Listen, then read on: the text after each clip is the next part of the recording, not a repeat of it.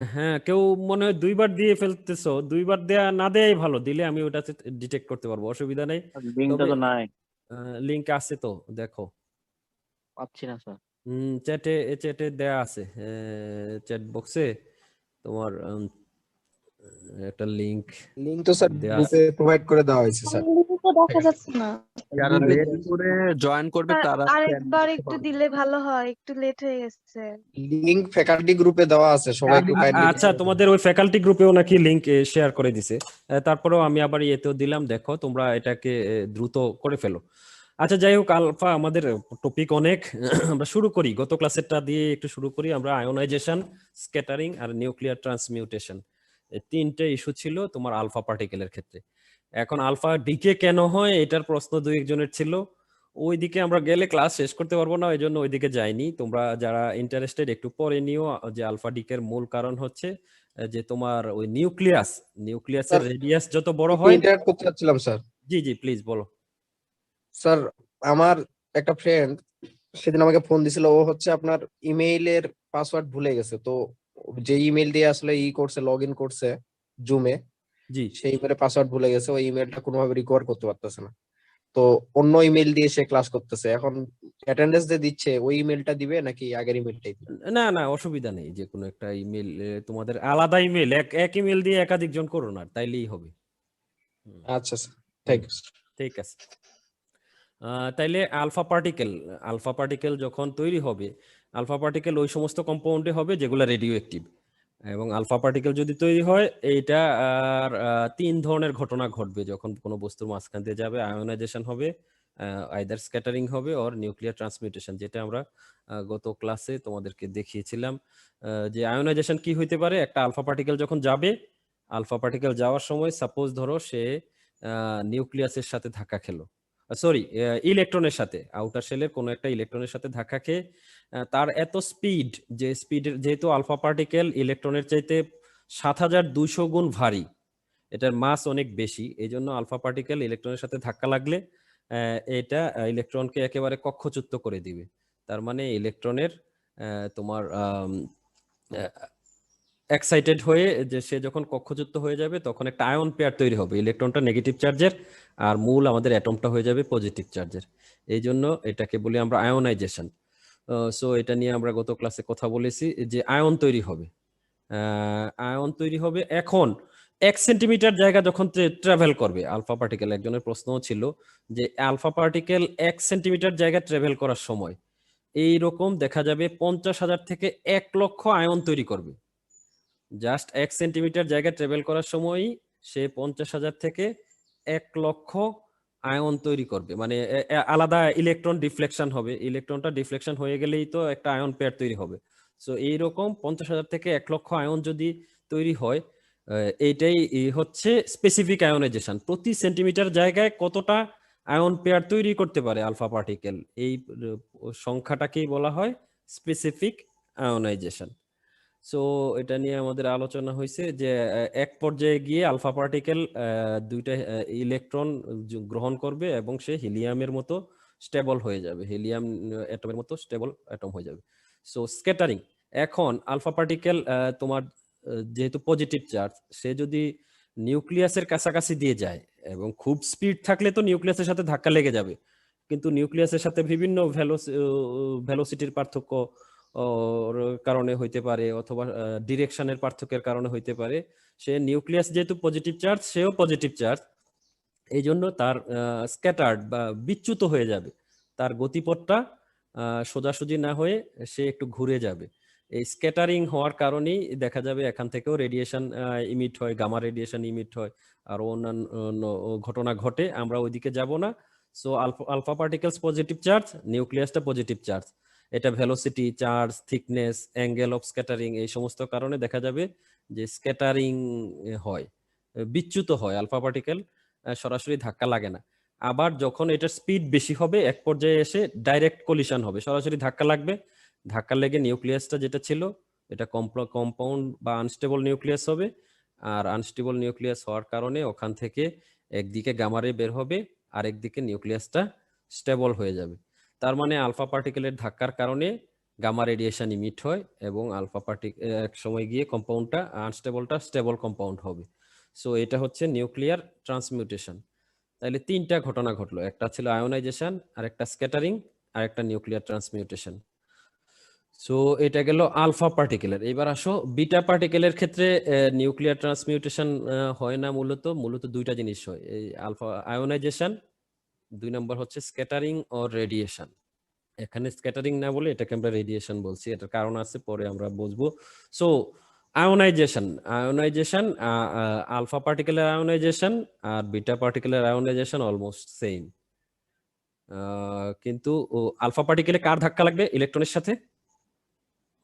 বলো, alpha particle ইলেকট্রনের সাথে কিসের ধাক্কা লাগবে? আলফা পার্টিকেল নিউক্লিয়াসের। হ্যাঁ হ্যাঁ, হিলিয়াম নিউক্লিয়াসের বা ইলেকট্রনের সাথে আলফা পার্টিকেলের। আর বিটা পার্টিকেলের ক্ষেত্রে ইলেকট্রনের সাথে ধাক্কা লাগবে ইলেকট্রনের। বিটা পার্টিকেলটাও তো ইলেকট্রন। সো আয়োনাইজেশনে তাইলে আলফা পার্টিকেলের ধাক্কা দেওয়ার ক্ষমতা বেশি হবে না বিটা পার্টিকেলের ধাক্কা দেওয়ার ক্ষমতা বেশি হবে?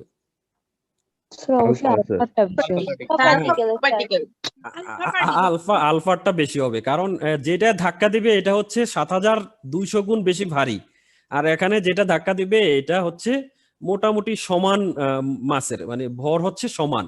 সো কিন্তু এখানে আবার অন্য একটা ব্যাপার আছে, স্পিড বেশি। বিটা পার্টিকেলের স্পিড আলফা পার্টিকেলের চাইতে 10 গুণ বেশি। তো এই জন্য দেখা যাবে যে এখানেও স্ক্যাটারিং আয়োনাইজেশন সেমই হবে, কিন্তু আয়োনাইজেশন হইতে গেলে এখানে আয়ন পেয়ার কম তৈরি হবে। একটা আলফা পার্টিকেল 1 সেন্টিমিটার জায়গা ট্রাভেল করলে আমরা বলতেছিলাম একটু আগে 50,000 থেকে 1 লক্ষ আয়ন তৈরি করে, যেটাকে স্পেসিফিক আয়োনাইজেশন।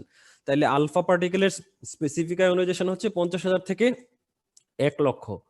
আর বিটা পার্টিকেল যেহেতু সাইজও ছোট আবার এটার মাসও কম, এই জন্য বিটা পার্টিকেলের স্পেসিফিক আয়োনাইজেশন আলফা পার্টিকেলের চাইতে অনেক কম, প্রায় দেখো 1000 গুণ কম।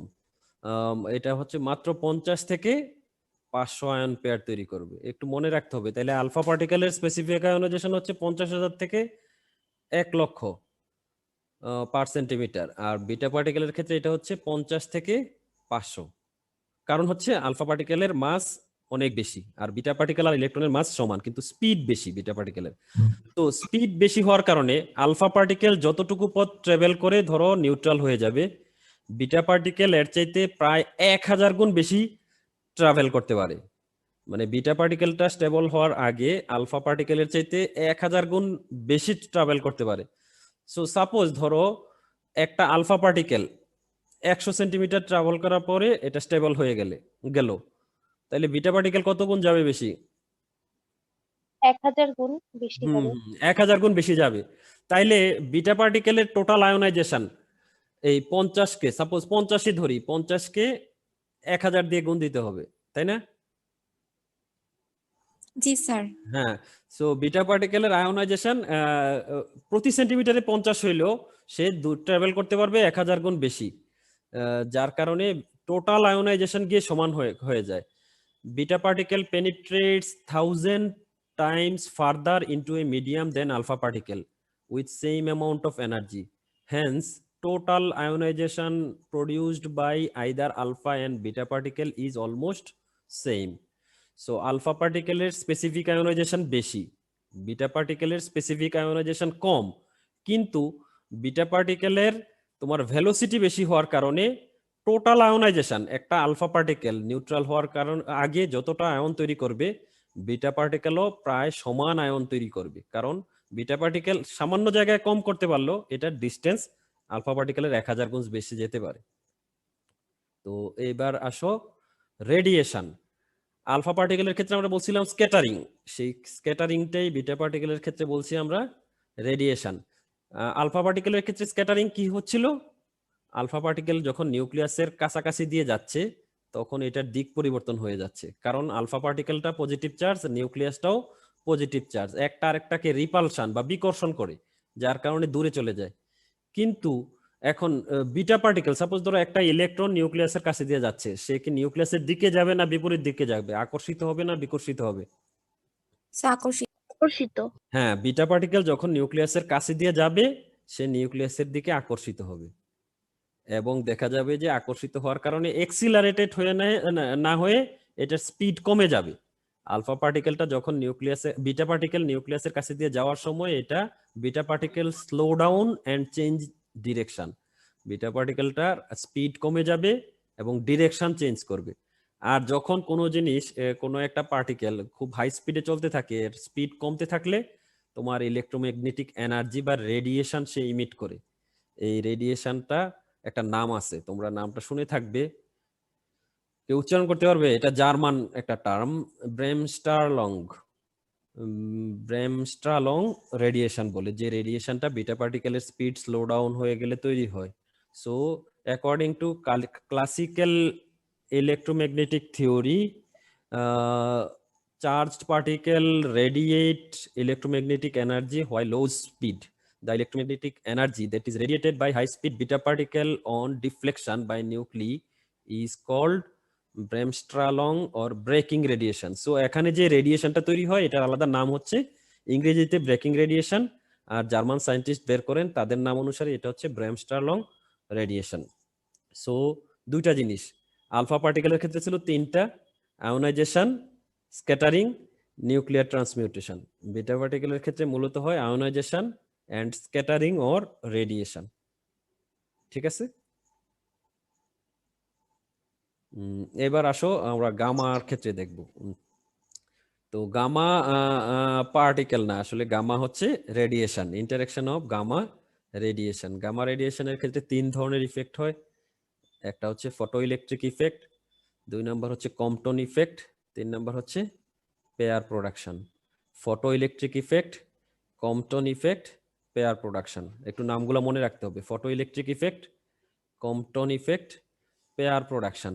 এখন গামা আমরা গত ক্লাসেই বলছি যে গামা হচ্ছে এক ধরনের এনার্জি, আসলে রে বা ফোটন। এখন ফোটন রেডিয়েশনের তোমার কোনো একটা রে, এটার ওয়েভ লেংথের উপরে ফোটনের এনার্জি নির্ভর করে, তোমরা ওগুলো জানার কথা।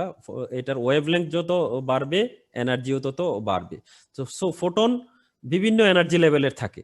ফোটনের এনার্জি লেভেল যত বাড়তে থাকবে, ধরো কম এনার্জি লেভেলের ফোটন করে ফটো ইলেকট্রিক ইফেক্ট, এর চাইতে মিডিয়াম লেভেলের এনার্জির ফোটন করে কম্পটন ইফেক্ট। ফোটনের এনার্জি লেভেল যখন বেড়ে যায় ওইটার ক্ষেত্রে হয় পেয়ার প্রোডাকশন। তাইলে ফোটন বা গামারে যদি ম্যাটারে কোনো একটা বস্তুর সাথে ধাক্কা লাগে কি হচ্ছে আমরা একটু দেখাই। দেখো এখানে একটা অ্যানিমেশন আছে। সাপোজ ধরো এখানে একটা অ্যাটম আছে, অ্যাটমের আউটার শেলে ইলেকট্রন, মাঝখানে হচ্ছে নিউক্লিয়াস। সো অ্যাটমের কোনো একটা ফোটন আসলো, এসে ধাক্কা খাচ্ছে, কি হয় তোমরা একটু একটু একটু দেখো তো।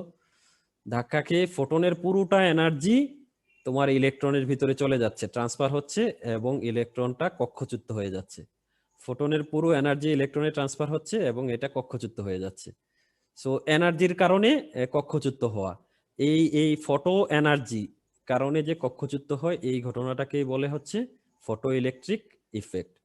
So transfer of entire energy to the electron.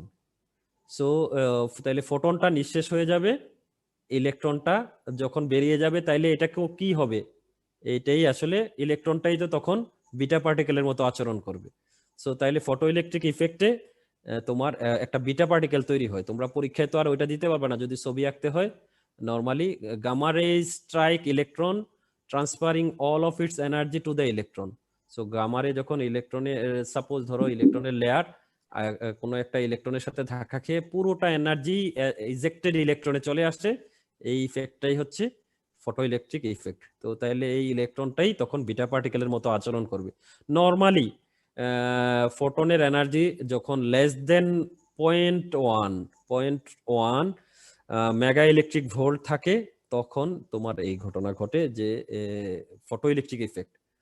So then এই ইলেকট্রনটা আরো যদি পাওয়ারফুল হয় ওই ক্ষেত্রে ঘটে হচ্ছে তোমার কম্পটন ইফেক্ট। দেখো কম্পটন ইফেক্টে কি হচ্ছে, তোমরা একটু আমাদের অ্যানিমেশনটার দিকে খেয়াল করো। স্যার জি স্যার অনেকে স্যার ইনবক্সে নক দিচ্ছে যে আসলে অনেকে ঢুকতে পারতেছে না আপনার লিংকে, মানে এটা কি আসলে ফোনের প্রবলেম নাকি? লিংকে যারা না ঢুকতে পারবে তারা ওই চ্যাট বক্সে গত ক্লাসের মতো ইয়ে দিয়ে দেও, মানে চ্যাট বক্সে আইডি দিয়ে দেও, ঠিক আছে? না স্যার, মানে অ্যাটেন্ডেন্সের লিংক না, আসলে ক্লাসের লিংকেই ঢুকতে পারতেছে না। না ক্লাসের লিংকে তো না ঢোকার কারণ নাই। অনেকেই ঢুকতে পারতেছে না স্যার, আসলে দুই একজন হইলো কথা ছিল। তো দেখা যাচ্ছে আচ্ছা প্রায় আচ্ছা 8-10 জন। দেখি 254 তোমাদের সেম লিংকেই তো আমরা ঢুকছি। আমি কি আবার অফ করে আবার ইন করব? স্যার আমিও স্যার মাত্র ঢুকতে পারলাম স্যার, এতক্ষণ স্যার ট্রাই করতেছিলাম, ঢুকতে পারি নাই।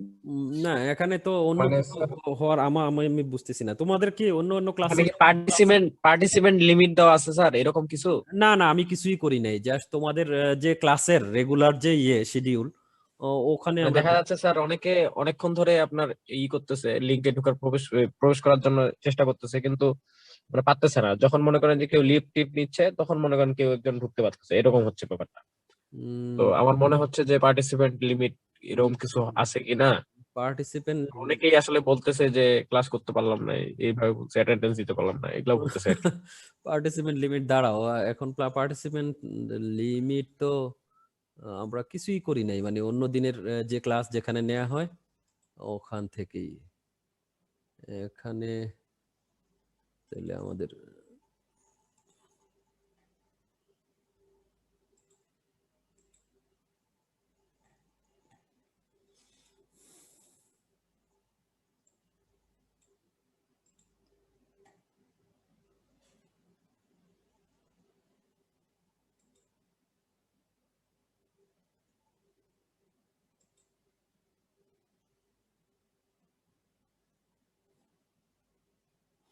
তোমাদের অন্য কোনো ক্লাসে এরকম সমস্যা হচ্ছে নাকি? স্যার এমন সমস্যা তো মাঝে মধ্যে অনেক ক্লাসেই হয়। জি স্যার, অনেক ক্লাসে এরকম প্রবলেম হয়, ঢুকতে অনেক দেরি হয়েছে। না, এটা তো তোমার এখান থেকে হওয়ার কথা না। জয়েন ফ্রম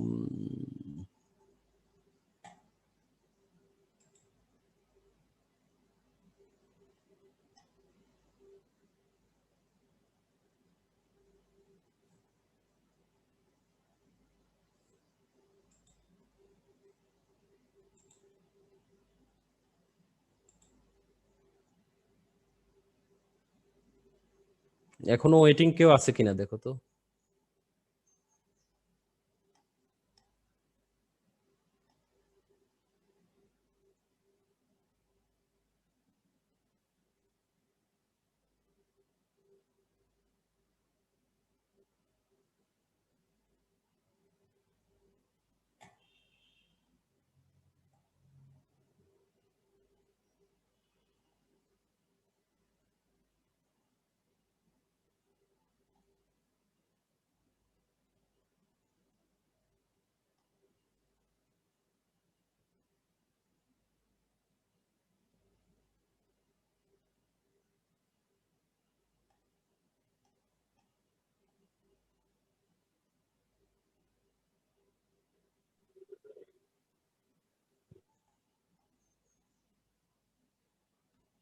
স্যার জি। আপনি কন্টিনিউ করেন স্যার, এই কয়েকজনের জন্য সবার ইন্টারভিউ হলে তো সমস্যা।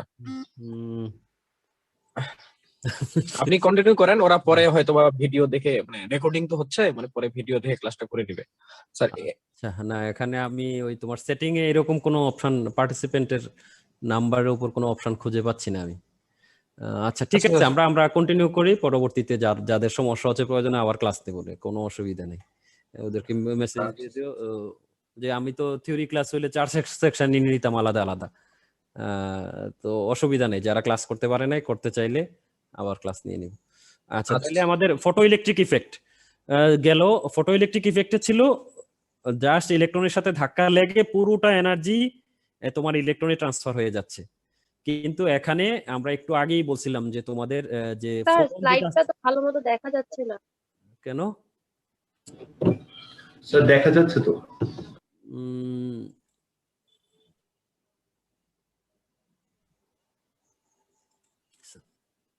দেখা যাচ্ছে? জি স্যার। জি স্যার এখন ঠিক আছে। আচ্ছা, দেখো তাইলে কম্পটন ইফেক্টে যদি তোমার ফোটন যেটা গামা রে, এটার এনার্জি বেশি হয়, মানে কম এনার্জি 0.1 মিলিভোল্টের চাইতে কম হইলে, মেগাভোল্টের চাইতে কম হইলে আমরা দেখতেছিলাম যে পুরোটা এনার্জি ইলেকট্রনে ট্রান্সফার হয়ে যায়। সো এনার্জি যদি ওই লেভেলের চাইতে বেশি হয়, তাইলে ইলেকট্রনটা ধাক্কা দেওয়ার পরে ইলেকট্রন স্ক্যাটার্ড হচ্ছে, বিচ্যুত হচ্ছে, মানে ডিফ্লেক্টেড হচ্ছে, সাথে সাথে তোমার দেখা যাচ্ছে যে এনার্জি লেভেলটা কিছু কমে যায়, আগের সেম এনার্জি লেভেল থাকে না, এনার্জিটা সামান্য একটু কমে যায়। পার্থক্য হচ্ছে এটাই যে ফটো ইলেকট্রিক ইফেক্টে পুরোটা এনার্জি তোমার ইলেকট্রনে ট্রান্সফার হয়ে যায়, এখানে সামান্য একটু এনার্জি ইলেকট্রনে যাচ্ছে, এটার পাওয়ার কমে সে আবার অন্যটাকে ধাক্কা দিতে পারবে, মানে ফোটনটা পুরোটা নিঃশেষ হয় না, এটাই হচ্ছে Compton effect. So the Compton effect, in Compton effect A photon collides with a outer shell electron and transfer parts of its energy to the electron. So সামান্য পরিমাণ এনার্জি সে ট্রান্সফার করবে। তোমরা যদি ছবি আঁকতে চাও তাইলে তোমার ছবিটা এরকম হবে। So gamma ray strikes electron transferring parts of its energy to the electron, then ejected ইলেকট্রনটা বেরিয়ে আসবে, সাথে কিছুটা energy deflected gamma ray with reduced energy. So এটা হচ্ছে তোমার কম্পটন ইফেক্ট। তো তাহলে কম্পটন ইফেক্টের চাইতে আরো পাওয়ারফুল যদি এনার্জি হয় তখন হচ্ছে পেয়ার প্রোডাকশন, অথবা এটা দেখো নিউক্লিয়াসের সাথে ধাক্কা লাগে।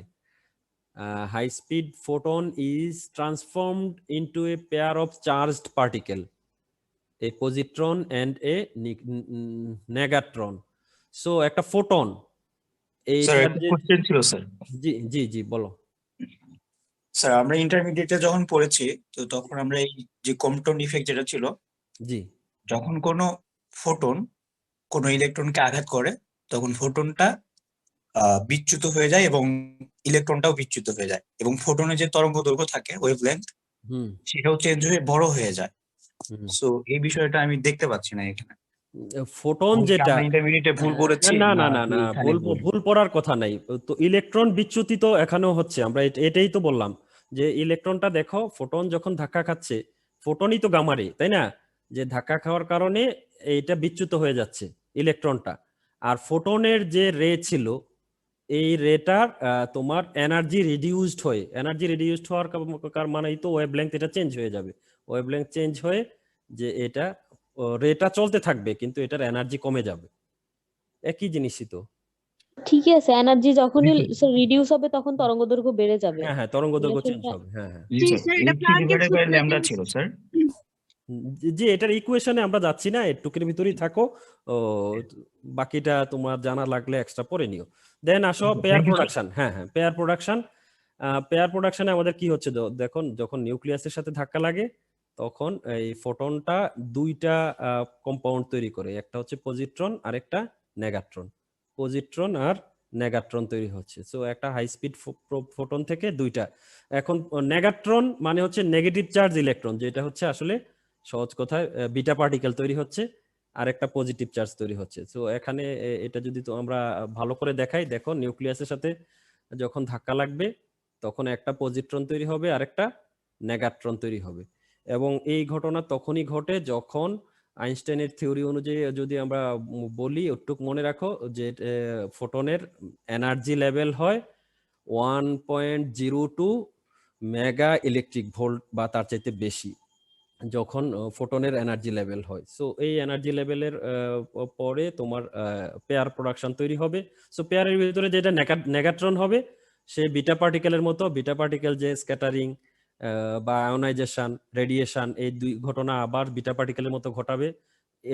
ইলেকট্রন যেটা নেগেটিভ চার্জ ইলেকট্রন, আর পজিটিভ চার্জ ইলেকট্রন যেটা, এটা আরেকটা ইলেকট্রনের সাথে যুক্ত হয়ে সে নিঃশেষিত হয়ে যাবে এবং দুইটা ফোটন অর্ধেক কি বলে পাওয়ারের দুইটা ফোটনে সে কনভার্ট হবে। তার মানে আমরা যদি একটু সামারি করি তাইলে তোমরা একটু দেখো যে সামারি করলে ফটো ইলেকট্রিক ইফেক্ট শুধু এনার্জিটা ইলেকট্রনে ট্রান্সফার হয়ে যাচ্ছে, ইলেকট্রন কক্ষচ্যুত হচ্ছে। কম্পটন ইফেক্টে কি হচ্ছে, ইলেকট্রনে কিছুটা এনার্জি যাচ্ছে আর ফোটনের এনার্জি কমে যাচ্ছে। পেয়ার প্রোডাকশনের ক্ষেত্রে তোমার কি হচ্ছে, নিউক্লিয়াসের সাথে ধাক্কা খেয়ে একটা ফোটন তৈরি, একটা ইলেকট্রন তৈরি হচ্ছে আর একটা পজিট্রন তৈরি হচ্ছে। সো এটাই আমাদের সামারি। আমরা এগুলো পড়ার কারণ হচ্ছে আমরা নিউক্লিয়ার কেমিস্ট্রি ইন ডেপথ পড়বো না, আমরা তোমাদের এই জাস্ট আগামী ক্লাসে ডিটেকশন পড়াবো, কোনো একটা রেডিয়েশন কিভাবে ডিটেক্ট করতে হয়। সো ডিটেকশন তোমরা পড়তে গেলে এইটা ম্যাটারের সাথে কিভাবে ইন্টারেক্ট করে এই জিনিসগুলো তোমার জানতে হবে। আয়োনাইজ করে নাকি স্ক্যাটারিং হয় নাকি কম্পটন ইফেক্ট হয় নাকি পেয়ার প্রোডাকশন হয়, এই জিনিসগুলো জানা থাকা লাগবে। এই জন্য আমাদের একটু আইডিয়া দেয়া। ইন ডেপথ পড়তে চাইলে আরো অনেক পড়ার আছে। ওখানে আপাতত আমরা আমাদের ক্লাসের আওতাভুক্ত না, ওটুক না গেলেও চলবে। আমরা যেটুক পড়াচ্ছি এর ভিতরেই মোটামুটি এটাই কনসেপ্ট ক্লিয়ার করে নিলে আমার মনে হয় তোমাদের পারপাস সার্ভ হয়ে যাবে। এটুক পর্যন্ত কারো কোনো প্রশ্ন আছে কিনা বলো?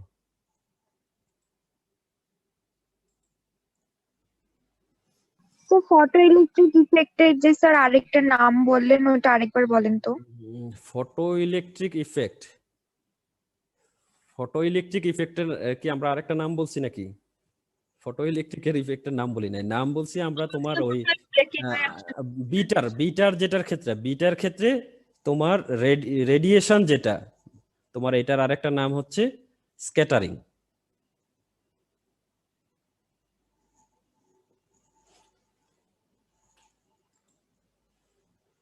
দেন আমাদের নেক্সট যে চ্যাপ্টার বা যে টপিকটা আমরা একটু শুরু করব, আজকে শেষ করতে পারবো না, একটু আলোচনা আমরা করব। তোমরা পড়ে আসছো হাফ লাইফ নিয়ে একটু পড়বো, radio carbon dating, half life. আচ্ছা একজন বলো তো দেখি হাফ লাইফ জিনিসটা কি? স্যার অর্ধায়ু। হুম, অর্ধায়ু। অর্ধায়ু। ধরো মানুষ স্যার 50 বছর বাড়বে, হাফ লাইফ হচ্ছে যে স্যার ওটা 50 বছর বাঁচলে হাফ লাইফ হবে স্যার 25 বছর, তারপরে 25 বছর আবার হাফ লাইফ হবে 12.5 বছর, এরকম করে স্যার অর্ধেক অর্ধেক কমতে থাকবে স্যার। অর্ধেক অর্ধেক করে কমতে থাকবে। আচ্ছা, হ্যাঁ হ্যাঁ। জি স্যার। তাইলে একজন 100 বছর বাঁচলে তার হাফ লাইফ কয়টা বার করা যাবে? মানে সে কি না স্যার ওটা হাফ লাইফ স্যার একদম শেষ হবে না এরকম করে বলা যাবে না স্যার, যে আস্তে আস্তে কমতেই থাকবে স্যার। আচ্ছা, আস্তে আস্তে কমতেই থাকবে, মানে এটা ওই তোমার কি বলা যায় গাণিতিক রেশিওতে যাবে না, এটা জ্যামিতিক ভাবে কমবে। আচ্ছা যাই হোক, হাফ লাইফ এক্সপোনেনশিয়ালি কমবে বাবা। হ্যাঁ হ্যাঁ, exponentially. So the time required for a given amount of radioactive substance to decay to 1/2 of its original volume. কোন একটা রেডিওঅ্যাক্টিভ সাবস্টেন্স এটা ডিকে হয়ে অর্ধেক হইতে যে সময়টা লাগে এটাই হচ্ছে হাফ লাইফ। সো ওইটাকে অন্য কথায় বলতে পারি the time required for the radio isotope to lose half of its radio activity. So suppose ধরো এখানে তোমরা যেটা বলতেছিলা যে রেডিও অ্যাক্টিভিটি যদি আমি ধরি যে 100 রেডিও অ্যাক্টিভিটি আছে, যখন রেডিও অ্যাক্টিভিটি 50 হবে হাফ লাইফ 1, যখন রেডিও অ্যাক্টিভিটি 25 হবে তখন হচ্ছে হাফ লাইফ 2 হাফ লাইফ সময় লাগবে, যখন 12.5 হবে তখন 3 হাফ লাইফ পরিমাণ সময় লাগবে, যখন এটা 6.5 হবে তখন 4 হাফ লাইফ। তো তার মানে এক্সপোনেনশিয়ালি আস্তে আস্তে হাফ লাইফ হিসাব করতে হবে। সো হাফ লাইফ সাপোজ ধরো আমাদের এখানে যেহেতু আমরা রেডিও কার্বন ডেটিং পড়বো, আমাদের ইম্পর্টেন্ট হচ্ছে আসলে হাফ লাইফ জানাটার দরকার হচ্ছে C14 এর জন্যই মূলত। তোমরা C14 এর হাফ লাইফ, আমরা বিভিন্নটার হাফ লাইফ মনে রাখবো, এইটা পরীক্ষার সাথেও সম্পর্কিত, তোমাদের মনে রাখতে হবে। কার্বন 14 হচ্ছে রেডিও অ্যাক্টিভ, কার্বন 14 এর হাফ লাইফ হচ্ছে 5730 বছর, 5730 বছর। সো সাপোজ ধরো একটা কম্পাউন্ডে কার্বন 14 আছে, এটার অ্যাক্টিভিটি হচ্ছে 10 বেক্রেল, এটা 5 হইতে হইতে তোমার 50% যখন কমে যাচ্ছে তখন 1 হাফ লাইফ, 2.5 হচ্ছে 2 হাফ লাইফ, 1.25 হচ্ছে 3 হাফ লাইফ, তারপর এরকম আস্তে আস্তে কমতে থাকবে। So half life, half life হচ্ছে প্রত্যেকটা রেডিও আইসোটোপের জন্য আইডেন্টিক্যাল, একটার সাথে আরেকটা কখনোই মিলবে না। আর হাফ লাইফ হচ্ছে মানে সামান্য পরিমাণ, ফ্র্যাকশন অফ এ সেকেন্ড থেকে শুরু করে বিলিয়নস অফ ইয়ার্সও হাফ লাইফের রেডিও অ্যাক্টিভ কম্পাউন্ড আছে। সো আমাদের যেগুলো আমরা প্রাত্যহিক জীবনে ব্যবহার করি বা আমাদের কাজে লাগে, তোমার বিশেষ করে পটাশিয়াম K42 অনেক এক্সপেরিমেন্টে করা হয়, কারণ এটার হাফ লাইফ আমাদের রেঞ্জের ভিতরে আছে, মাত্র দেখো 12.44 আওয়ার্স। আর P32 এটা হচ্ছে ফসফরাসের ফার্টিলাইজারের এক্সপেরিমেন্ট, ফরাদ স্যার পড়াবে, ফার্টিলাইজারের ফসফরাস দিয়ে এক্সপেরিমেন্ট করতে চাইলে ওইটার হাফ লাইফ হচ্ছে 14 ডেজ। সো ছোট ছোট এক্সপেরিমেন্টে এগুলা খুবই ইফেক্টিভ। আর কার্বনের ক্ষেত্রে C14 এটার হাফ লাইফ হচ্ছে 5730 বছর। এই কয়েকটার হাফ লাইফ তোমাদের মনে রাখতে হবে। আবার C11 এর হাফ লাইফ হচ্ছে মাত্র 20.4 মিনিটস। সো হাফ লাইফ, কোন একটা কম্পাউন্ডের হাফ লাইফ এটা হচ্ছে বেসিক প্রপার্টি, এটাকে তোমার কোনো ট্রিটমেন্ট দিয়ে ফ্রিজিং করে হিটিং করে রেডিও অ্যাক্টিভিটি যেমন চেঞ্জ করা যায় না, কোনো কম্পাউন্ডের হাফ লাইফও চেঞ্জ করা যাবে না, half life unique. So half life এর কিছু ইকুয়েশন আমরা সিমুলেশন যদি দেখাই, সাপোজ ধরো দুইটা আমরা স্লাইড দেখাচ্ছি, একটাতে কম্পাউন্ড আছে 4টা করে, আর একটাতে আছে 400 করে। সো এগুলা কমে যখন অর্ধেক হচ্ছে, দেখো টাইম শেষ হয়ে যাচ্ছে 4 হাফ লাইফের ভিতরে। সো হাফ লাইফ তোমাদের আইডিয়া আছে, আমি আর ওদিকে যাচ্ছি না। সো রেডিও অ্যাক্টিভ ডিকে ল, তোমরা জাস্ট দুইটা ল এগুলা দিয়ে ক্যালকুলেশন তোমরা করেও আসছো, একটু দেখো। একটা হচ্ছে n equal to n not e to the power minus lambda T.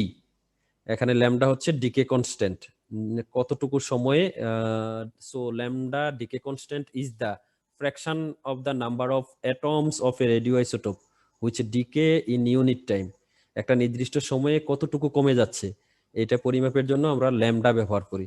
So কোনো একটা কম্পাউন্ডের ল্যামডা মানে ডিকে হওয়ার পরিমাণ যদি জানা যায়, ডিকে কনস্ট্যান্ট, তাইলে এটার হাফ লাইফ বের করা যায়। আবার হাফ লাইফ জানা থাকলে ডিকে কনস্ট্যান্ট দিয়ে এটার যে কত বছর পুরাতন ডেটিং করাও সম্ভব। সো এগুলো তোমরা জানো। Radiation unit, so radiation unit একটা একটু জটিল, আমরা দুই একটা ইউনিটের নাম জেনে আসছি। এখানে অ্যাক্টিভিটি যখন মেজার করা হয় তখন এক ধরনের ইউনিট, কুরি, বেকরেল, রাদারফোর্ড, এই ইউনিটগুলা রেডিয়েশনের অ্যাক্টিভিটি কেমন। সাপোজ ধরো রেডিও অ্যাক্টিভ কম্পাউন্ডের অ্যাক্টিভিটি মেজার করার জন্য হচ্ছে এক ধরনের ইউনিট ব্যবহার করা হয়।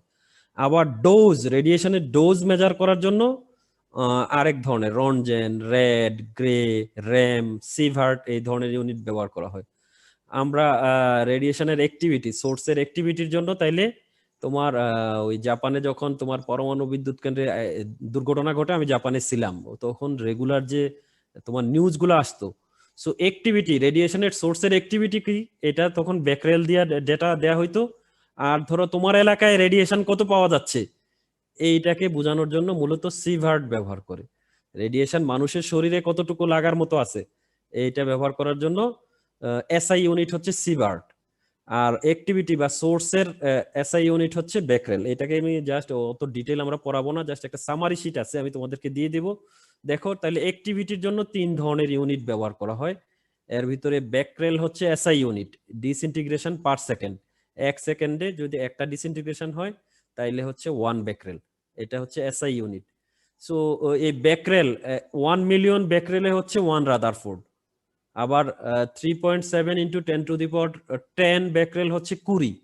সো মেরি কুরিদের নাম থেকে, মাদাম কুরির নাম থেকে এটা আসছে। যাই হোক, সো একটু জানলেই হবে। তোমার অ্যাক্টিভিটি যখন মেজার করা হয় তখন হচ্ছে বেকরেল।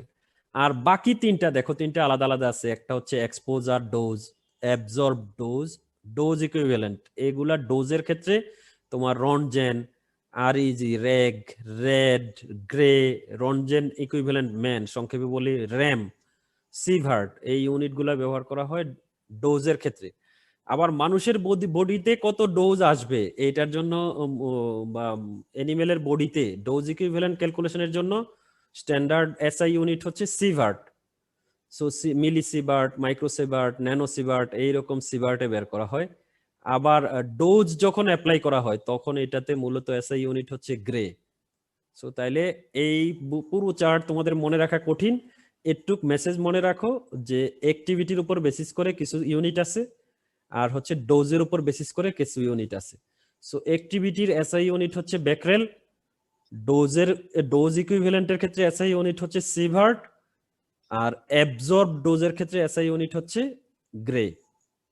সো জাস্ট আমরা একটা স্লাইড দেখাই তাইলে তোমাদের একটু আইডিয়া হবে। দেখো, রেডিয়েশন ইন ডেইলি লাইফ, আমাদের প্রাত্যহিক জীবনে রেডিয়েশন কিন্তু আমাদের আশেপাশেও হচ্ছে। আমরা আগামী ক্লাসে তোমাদের রেডিয়েশনের ডিটেকশনের জন্য ইনস্ট্রুমেন্ট পড়াবো। আমাদের দেশে এই ইনস্ট্রুমেন্ট আমরা যারা পড়াই তারাও, আমাদের ডিপার্টমেন্টে 2টা ইনস্ট্রুমেন্ট আছে, এগুলো আমরা রেগুলার ইউজ করি না। তোমার বিনাতে এই ধরনের ডিটেকশনের ইনস্ট্রুমেন্ট আছে। জাপানে আমি দেখছি যখন তোমার রেডিয়েশনের প্রবলেম হচ্ছে, এরা স্কুল খোলার পরে স্কুলের বাচ্চাদের একটা একটা করে তোমার আমাদের মোবাইলের মতো ছোট্ট ডিভাইস দিয়ে দিছে। ওই ডিভাইস পকেটে থাকবে, যদি রেডিয়েশন একটা নির্দিষ্ট লেভেলের বেশি থাকে, হার্মফুল লেভেলে থাকে, তখন এটা বিপ শব্দ হতে থাকে, তো বাচ্চারা আর ওখানে খেলতে যাবে না, এইরকম। কিন্তু আমাদের দেশে তো আর এগুলো তো সহজলভ্য না, পাওয়া যায় না। তো দেখো ডেইলি লাইফে আমাদের রেডিয়েশন, কেউ যদি একটা পাওয়ার প্ল্যান্টের কাছে থাকে তাইলে তার বডিতে একেবারে কিছু না হইলেও 50 মাইক্রোসিভার্ট রেডিয়েশন তার বডিতে অ্যাবজর্ব হবে। তো ডোজের ক্ষেত্রে কেউ যদি একটা চেস্ট এক্সরে করে, বুকের এক্সরে, তাইলে অটোমেটিক্যালি তোমার বডিতে 50 মাইক্রোসিভার্ট আসবে। আর তোমার আলট্রা বলি যে এক্সরে, আমরা যেটা জিআই ট্রাক্টের যদি কেউ এক্সরে করে তাইলে 600 মাইক্রোসিভার্ট। আর পাবলিকের জন্য ম্যাক্সিমাম লিমিট হচ্ছে মেডিকেল কেয়ার বা পাবলিকের জন্য 1000 মাইক্রোসিভার্টের বেশি, তার মানে 1 মিলিসিভার্টের বেশি যাতে বডিতে না আসে এটা খেয়াল রাখার কথা। কিন্তু অনেক ক্ষেত্রে আমাদের বেশি এসে যায়, বা আমাদের দেশে যে ধরো আমরা অহরহ এক্সরে করাই, আলট্রাসোনোগ্রাম করাই, এগুলোতে আমাদের বডিতে আসতে থাকে। দেখো একটা সিটি স্ক্যান করলে 6900 মাইক্রোসিভার্ট একবারে আমাদের বডিতে রেডিয়েশন অ্যাবজর্ব হয়। সো এইরকম রেডিয়েশনে যারা ফিল্ডে কাজ করে বা ফায়ার ফাইটার হিসেবে কাজ করে তাদের ম্যাক্সিমাম 1 বছরে 50,000 মিলিসিভার্ট মাইক্রোসিভার্ট পর্যন্ত অ্যালাউ। আর ম্যাক্সিমাম একেবারে ইমার্জেন্সি ওয়ার্ক করলেও তোমার 2,50,000 মাইক্রোসিভার্টের বেশি যাতে 1 বছরে রেডিয়েশন বডিতে না আসে। আর 1 বছরে এর চাইতে বেশি আসলে মানুষ মারা যাওয়ার সম্ভাবনা আছে। কিন্তু আমাদের পৃথিবীতে নেচারে অনেক জায়গায় এর চাইতে বেশি রেডিয়েশন থাকে। ব্রাজিলে একটা জায়গা আছে, এখানে মানুষের এমনিতেই রেডিয়েশন আসে বছরে, যা তাদের শরীরে তোমার 10,000 মাইক্রোসিভার্টের বেশি রেডিয়েশন অ্যাবজর্ব হয়। কেউ যদি বিমানে জাপান থেকে ধরো টোকিও থেকে নিউ ইয়র্ক যায়, তার বডিতে প্রায় 200 মাইক্রোসিভার্ট একটা রাউন্ড ট্রিপেই রেডিয়েশন আসবে। তো যাই হোক, রেডিয়েশন নিয়ে ভয় পাওয়ার কিছু নাই, আবার সচেতনও থাকতে হবে। আমাদের দেশে তোমার অ্যাটমিক পাওয়ার প্ল্যান্ট হচ্ছে, সো আমাদের এগুলো আস্তে আস্তে জানাও লাগবে। তোমার আমাদের বিশ্ববিদ্যালয়ে তোমার একটা অপশন ছিল যে নিউক্লিয়ার কেমিস্ট্রির হায়ার স্টাডিজ এর কোর্স চালু করার জন্য অথবা আলাদা ডিগ্রি করার জন্য। তো এটা আমাদের সামর্থ্যও নাই বা আমাদের বিশ্ববিদ্যালয়ের তোমার জুরিসডিকশনে যায় না, এই জন্য করা হয়নি। অন্যান্য বিশ্ববিদ্যালয়ে আলাদা নিউক্লিয়ার কেমিস্ট্রির উপরে 4 বছর মেয়াদী ডিগ্রিও চালু করতে হবে, কারণ ম্যান পাওয়ারও লাগবে আমাদের অ্যাটমিক পাওয়ার প্ল্যান্টে। তো যাই হোক, আমরা রেডিয়েশন নিয়ে একটু জি সাস্টে আছে নিউক্লিয়ার নিয়ে কোর্স আছে। কোর্স আলাদা ভাবে এখন তোমার গত বছরই আমাদের মানে সবগুলা বিশ্ববিদ্যালয়ে বাংলাদেশের নিউক্লিয়ার কেমিস্ট্রির উপরে, মানে নিউক্লিয়ার অ্যাটমিক এনার্জির উপরে আসলে আলাদা ডিগ্রি চালু করতে উৎসাহিত করা হচ্ছে। তো যাই হোক, আমরা ওইটা না করলেও আমরা যেহেতু বিনাতে অ্যাটমিক এনার্জি নিয়ে কাজ করব, এমনকি আমাদের সায়েন্টিস্টরা তোমার আইএইএ তেও চাকরি করে। আমি গত ক্লাসেও প্রথম ক্লাসে তোমাদের বলছি যে অ্যাটমিক এনার্জিতে বাংলাদেশেও চাকরি করে। সো তোমাদেরও বিভিন্ন ক্ষেত্রে জব করার ইন্টারেস্ট থাকলে নিজে থেকেও একটু স্টাডি করে ওইগুলাতে জব করার সুযোগ আছে। সো আমাদের লাস্ট টপিক আমরা একটু ওইটাতে গিয়ে শেষ করে দেব তোমাদেরকে, এবং এটা হচ্ছে সবচেয়ে interesting, radio carbon dating. So আসলে তোমার অনলাইন ক্লাস একটু একতরফা হয়ে যায়, জাস্ট আমি কথা বলতেছি, তোমাদের চেহারাও দেখা যাচ্ছে না, তোমরা কি মনোযোগ দিচ্ছ কিনা, বুঝতে পারতেছো কিনা, কোনোটাই বোঝা যাচ্ছে না। একটু তোমরা তোমাদের কি বলা যায় এক্সপিরিয়েন্স যদি শেয়ার করো, কি বুঝছো বা কিছু বোঝা যাচ্ছে কিনা। স্যার একটা প্রশ্ন করব? করো। স্যার ডোজটা কি একটু আবার বুঝাই দিবেন? ডোজটা আমি বুঝতে পারতেছি না। রেডিয়েশনের ডোজ? আচ্ছা, জি স্যার। কি ইউনিট গুলার ভিতরে? স্যার ডোজ জিনিসটা কি এটাই বুঝতে পারছি না। ডোজ জিনিসটা কি এটাই বুঝতে পারছো না? সাপোজ ধরো আমরা ডোজ এরকম হইতে পারে, একটা হলো আমি যে এক্সরে দিচ্ছি, বা তুমি ধরো ডাক্তারের কাছে গেলা যে আমার এক্সরে করতে হবে, সিটি স্ক্যান করব। এখন সিটি স্ক্যান করতে গেলে একটা নির্দিষ্ট ডোজে তোমার ভেতর দিয়ে রেডিয়েশন পাস করতে হবে, মানে একটা নির্দিষ্ট পরিমাণ দিতে হবে, ওই পরিমাণটাই হচ্ছে ডোজ। তো ওই পরিমাণটা ওনারা যখন দিবে তখন এক ধরনের ডোজ হবে। আর তোমার বডিতে কতটুকু ডোজ ওইটা সহ্য করতে পারবে বা বডিতে কতটুকু ডোজ অ্যাবজর্ব হচ্ছে, এইটা ক্যালকুলেশনের জন্য হচ্ছে সিবার্ট। আর ওরা তোমাকে কতটুকু ডোজ পাস করবে ওইগুলোর জন্য হচ্ছে অ্যাবজর্ব ডোজ, গ্রেতে হিসাব করা হয় যে কত গ্রে ডোজে মেশিনটা চালাবে। সাপোজ ধরো আমরা কে 42 দিয়ে একটা এক্সপেরিমেন্ট করব, পটাশিয়াম 42। সো পটাশিয়াম 42 আমরা আমাদের গাছে কতটুকু দিব এইটা হিসাব করব অ্যাবজর্ব ডোজে, গ্রেতে। আবার যখন গাছ কতটুকু নিল এইটা গাছের ক্ষেত্রে হিসাব করার সময় তখন আমরা সিভার্টে বের করব। ঠিক আছে? জি স্যার। স্যার ব্রাজিলিয়ানদের বডিতে বেশি কেন অ্যাবজর্ব হয় স্যার? তোমার পৃথিবীতে তোমার বিভিন্ন যে মিনারেল আছে, অনেক মিনারেল আছে। সাপোজ ইউরেনিয়াম আমাদের দেশেও তোমার বিভিন্ন সময় পত্রিকায় আসে, দেখবা যে আমাদের ওই কি বলা যায়, কক্সবাজার সি বিচে যে স্যান্ড পাওয়া যায় ওখানে অ্যাক্টিভ ইউরেনিয়াম আছে। এই ইউরেনিয়াম থাকা মানে ইউরেনিয়াম থেকে তো তেজস্ক্রিয়তা বের হবে, তাই না? এবং আমাদের দেশে যে স্যান্ড পাওয়া যায় ওই স্যান্ডেও এইরকম রেডিও অ্যাক্টিভ কম্পাউন্ড আছে। সো রেডিও অ্যাক্টিভ কম্পাউন্ড যেখানে আছে ওখান থেকে তো রেডিয়েশন বের হবে, কিন্তু মানে শুক্রিয়া হচ্ছে ওই লেভেলটা আমাদের বডির জন্য হার্মফুল লেভেলে না। কোনো জায়গায় যদি মানুষের, তোমার এগুলার আরো হিসাব আছে, আমি ওগুলো নিয়ে আসিনি, যে ধরো কতটুকু হইলে ক্যান্সার দেখা দিবে। যে কারো বডিতে যদি ধরো 2,50,000 মাইক্রোসিভার্ট একবারে চলে আসে, তাইলে ওই মানুষটা সাথে সাথে মারা যেতে পারে, মানে মারা যাওয়ার হার বেশি। আমরা আগামী ক্লাসে একটু দেখাবো তোমাদের ওইগুলা। সো তাইলে কেউ যদি ব্রাজিলের ওই এলাকায় থাকে, মানে ওই এলাকায় অত বেশি রেডিও অ্যাক্টিভ কম্পাউন্ড আছে যে তার বডিতে সারা বছর হিসাব করলে অ্যারাউন্ড 10,000 মাইক্রোসিভার্ট রেডিয়েশন চলে আসে। ঠিক আছে, এটা বিভিন্ন জায়গায় আমাদের বডিতে এভারেজ হচ্ছে, মানে আমাদের পৃথিবীতে এভারেজ হচ্ছে তোমার 0.48 মাইক্রোসিভার্ট, আর গ্লোবাল সারা বিশ্বের এভারেজ যদি চিন্তা করো এটা হচ্ছে 2400 মাইক্রোসিভার্ট পার ইয়ার, মানে পৃথিবীর বিভিন্ন অংশে অথবা পৃথিবীর বিভিন্ন অংশের রেডিয়েশনটা টোটাল কাউন্ট করলে তোমার এইটা হয়, যেটা স্বাস্থ্যের জন্য ক্ষতিকর না। তবে পৃথিবীর বিভিন্ন অংশে রেডিয়েশনের হার বিভিন্ন রকম। আমরা ডিটেকশনের দেখাবো, যে তুমি ধরো পকেটে নিয়ে ডিটেক্টর হাঁটতেছো, এক সময় দেখা যাবে যে এটা বিপ বিপ করে বাজতেছে, তার মানে ওখানে সোর্স, রেডিয়েশনের সোর্স আছে, বেশি পরিমাণে আছে, কোথাও কম আছে, এটা মেজার করা সম্ভব। আমরা যেমন ওই তোমার ওয়াইফাই এর সিগন্যাল পাই, মোবাইলের সিগন্যাল পাই, এরকম রেডিয়েশনের সিগন্যালও ক্যালকুলেট করে বের করা সম্ভব। আচ্ছা, তাহলে আমরা রেডিও কার্বন ডেটিং নিয়ে একটু আলোচনা করি, আমাদের ক্লাসেরও বেশি সময় নেই। রেডিও কার্বন ডেটিং তোমাদের তো অভিজ্ঞতা থাকার কথা, একটু বলো তো দেখি কার আইডিয়া আছে। জীবাশ্মের বয়স নির্ধারণের জন্য কার্বন ডেটিং করা হয়।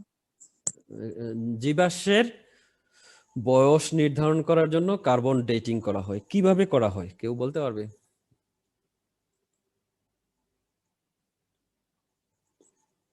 স্যার জি, কোন একটা বস্তুতে কত মানে মোট যে কার্বন 14 আইসোটোপটা ছিল, হুম হুম, পরে অর্ধায়ুর মাধ্যমে শেষ হতে হতে আর কতটুকু আছে এইটা গণনা করা হয়, তার মাধ্যমে বয়স নির্ধারণ করা হয়, মানে কত সময়টা লেগেছে আচ্ছা, নিঃশেষ হইতে। হ্যাঁ তোমার মোটামুটি আইডিয়া আছে, আর কেউ বলবে?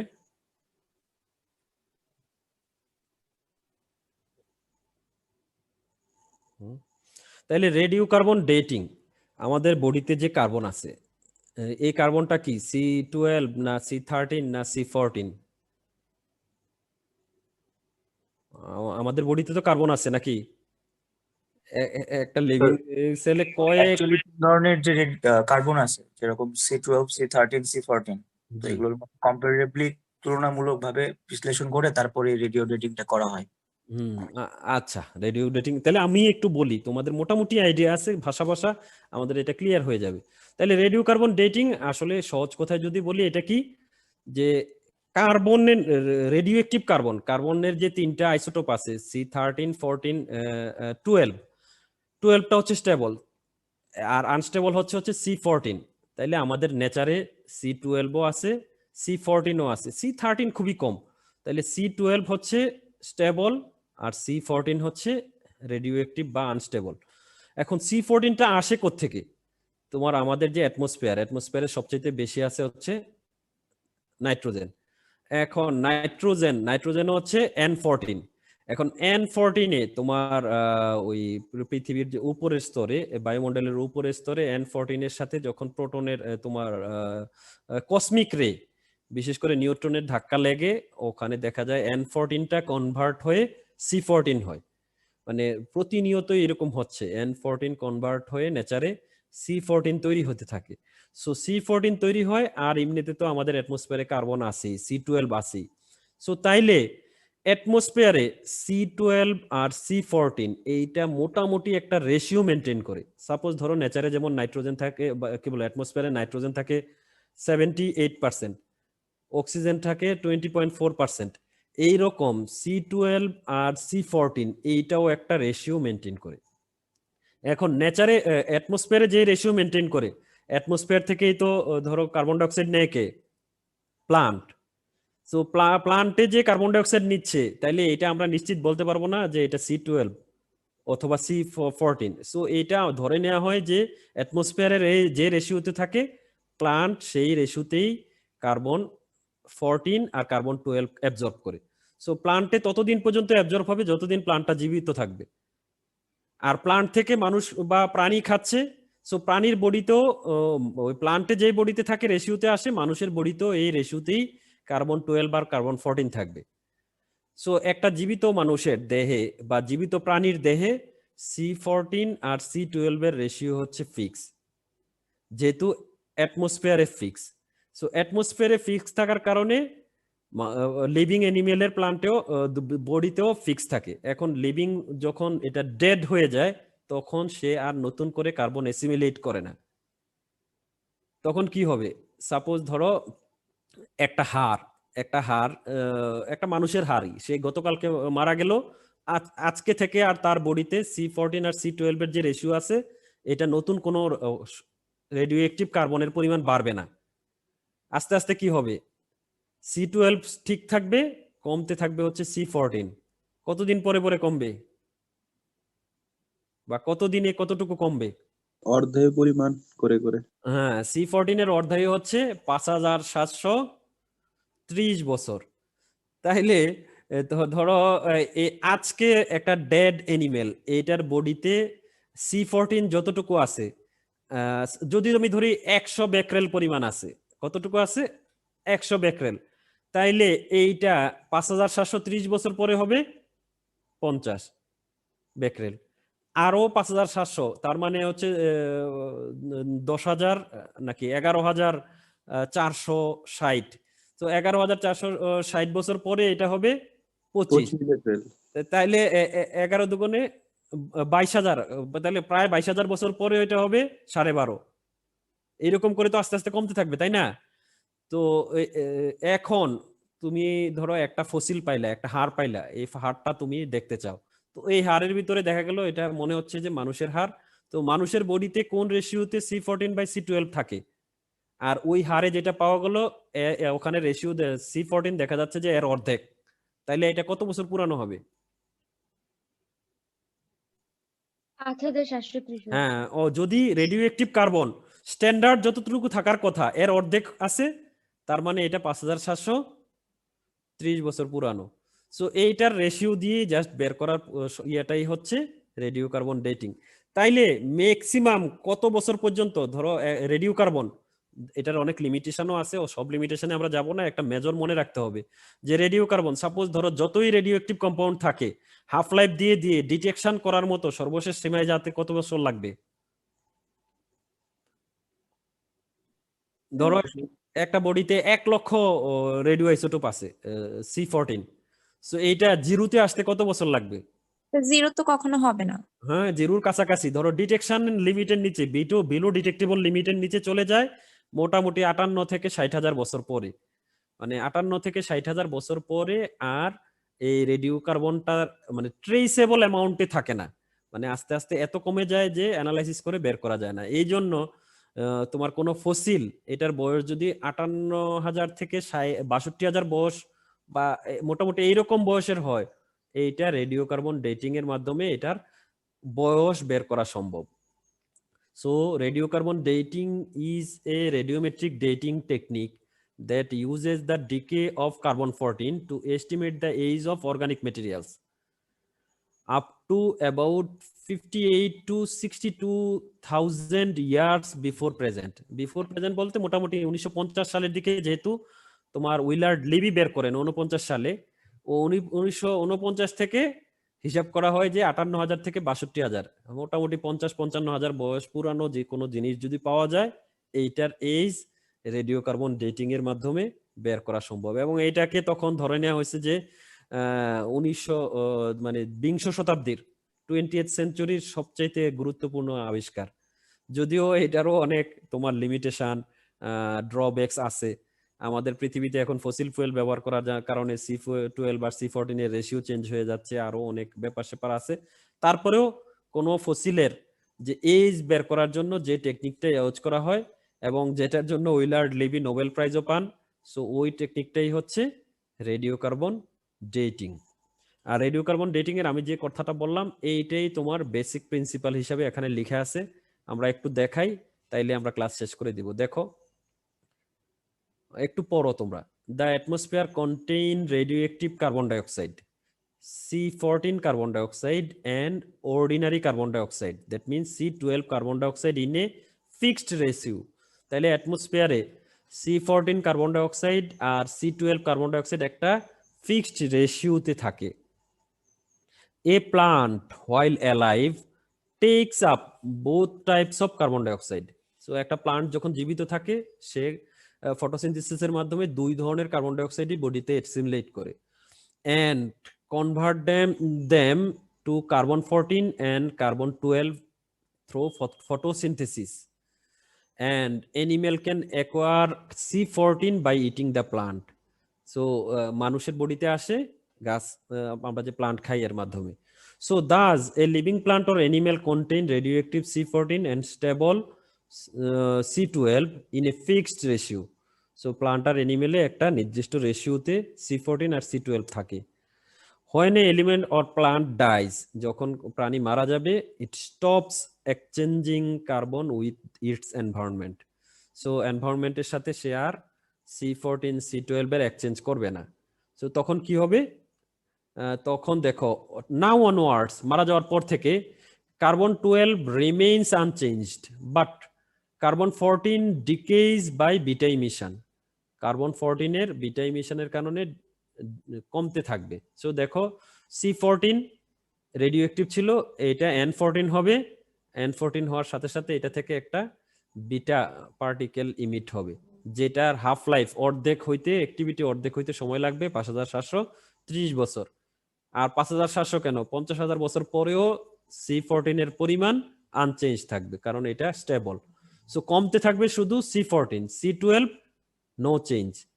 so as a result C14 by C12 decreases with lapse of time। সময়ের সাথে সাথে এই রেশিওটা আস্তে আস্তে কমতে থাকবে। therefore the concentration of carbon 14 declines with time। so carbon 14 এর কনসেন্ট্রেশন সময়ের সাথে সাথে কমতে থাকবে। the concentration of carbon 14 can be measured by counting radioactivity। so radioactivity মেজারের মাধ্যমে ডিটেকশনের বিভিন্ন যন্ত্রপাতি আমরা আগামী ক্লাসে পড়বো, ওই যন্ত্রপাতির মাধ্যমে তোমার রেডিও অ্যাক্টিভিটিটা C14 এর অ্যাক্টিভিটি মেজার করা যায়। আর knowing the concentration of carbon 14 in a given sample of old organic compound and that in living plant the age of the sample can be calculated। so living প্লান্টে কত আছে আর তোমার dead যেটা ফসিলে কতটুকু আছে, এই দুইটার রেশিও কম্পেয়ার করে আমরা এটার ডেট বের করতে পারি। তবে সব জিনিসের not all materials can be radio carbon dated, সব ম্যাটেরিয়ালকেই রেডিও কার্বন ডেটিং এর মাধ্যমে বের করা সম্ভব না। তবে ম্যাক্সিমাম অর্গানিক কম্পাউন্ড গুলাকে রেডিও কার্বন ডেটিং করা সম্ভব, যেগুলোকে আমরা ফসিল বলি। এটার ভিতরে চারকোল আছে, উড আছে, টুইগ, সিড, মোটামুটি আমাদের প্রয়োজনীয় সব কিছুকেই রেডিও কার্বন ডেটিং করা সম্ভব। সো রেডিও কার্বন ডেটিং এর লিমিটেশনে আমরা যাচ্ছি না, তাইলে বেসিক কনসেপ্টটা আমি আশা করি তোমরা বুঝতে পারছো। কারো কোনো প্রশ্ন আছে কিনা বলো। স্যার, যে সকল ফসিল রেডিওঅ্যাক্টিভ কার্বন দ্বারা ডিটেক্ট করা যায় না তাদেরকে কি দ্বারা ডিটেক্ট করা হয়? তাদের আলাদা আরো কিছু টেকনিক আছে। রেডিও কার্বন ডেটিং এর মেজর লিমিটেশন হচ্ছে যে তোমার ওই 50,000 থেকে 58,000 থেকে 62,000 বছর পুরাতন হইলে এটাকে আর ডিটেক্ট করা যায় না। ওইগুলা আরো কিছু টেকনিক আছে যেগুলার তোমার হাফ লাইফ আরো অনেক বেশি, ওই টেকনিকগুলোর মাধ্যমে করা হয়। ওইটা রেডিও কার্বন ডেটিং না, ওইটা অন্য আরো কিছু ডেটিং এর টেকনিক আছে যেগুলা আরো অ্যাডভান্স টেকনিক, ওগুলা ব্যবহার করা হয়। কিন্তু আমাদের যে পৃথিবীর ইতিহাস, বিজ্ঞানের যে ইতিহাস বলেন, এই কার্বন এটাতে এখনো রেডিও কার্বন ডেটিংটাই মোটামুটি ইউজ করা হয়। জি স্যার, কেন করা যায় না 58 থেকে 62,000 বছরের পুরাতন?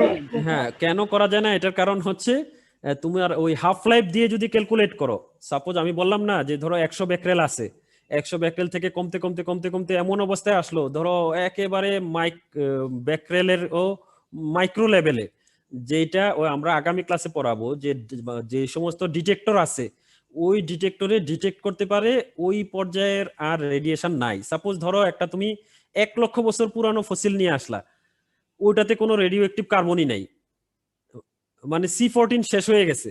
C14 মোটামুটি 62,000 বছরের পুরাতন কোনো কম্পাউন্ড থাকলে এটাতে আর C14 থাকবেই না।